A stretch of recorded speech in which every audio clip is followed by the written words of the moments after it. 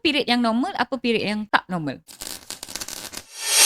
Kalau period yang normal, dia punya range lah. Setiap kali datang bulan, dalam tempoh 2 hingga 7 hari tu normal. So 2 hari je period pun normal juga? Yes. 3 hari normal? Normal. Selalunya kita bagi tempoh setiap 21 hingga 35 hari. So maksudnya bila datang bulan, ada gap 21 hari tu tak ada, kering. Ataupun kadang-kadang ada wanita yang dia lama sikit sampai ke 35 hari sebelum dia datang haid lagi. Ada orang kata, okay, selama ni saya kalau period memang seminggu 7 hari. Tapi 3-4 bulan kebelakangan ni saya period 3 hari je. Saya period 4 hari je. Normal tak? Kalau nak ikut dia masih dalam normal cycle. Tapi kalau rasa macam tak pasti ataupun rasa no, this is not normal for me, boleh datang jumpa doktor untuk periksa. So not normal for me ataupun untuk orang itu ia sesuatu yang tidak normal, still sesuatu yang merisaukan. Bagi saya lah, bila pesakit tu rasa macam tak normal, dia tak pasti. Walaupun bagi doktor, ni normal untuk puan ni. Bila masa dia ada syak wasangka tu, datang jumpa doktor, tanya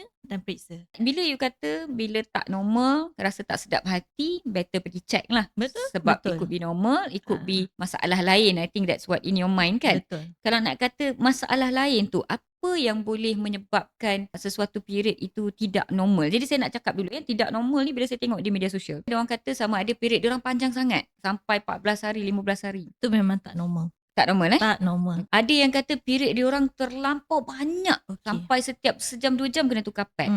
Ataupun ada yang pakai pampers terus. Itu pun dia orang kata tak normal juga. Betul. Tak normal. Tak normal Tak normal. Ada pula yang kata period dia ada ketul-ketulan. Tu normal tak? Kalau amount lah, kita cakap pasal amount kan, darah yang keluar, bila wanita tu perlu kerap pergi tukar tuala wanita. Terlampau kerap setiap sejam hingga 2 jam. Ataupun ada ketulan darah. Bila ketulan darah nampak macam hati ayam. Ataupun bila dia mengganggu aktiviti harian, itu definitely not normal. Itu memang dah banyak lah. Podcast berbentuk pendidikan kesihatan ini dibawakan khas untuk anda oleh Columbia Asia Hospital Ceras yang kini berada di bangunan baru yang lebih luas untuk keselesaan anda.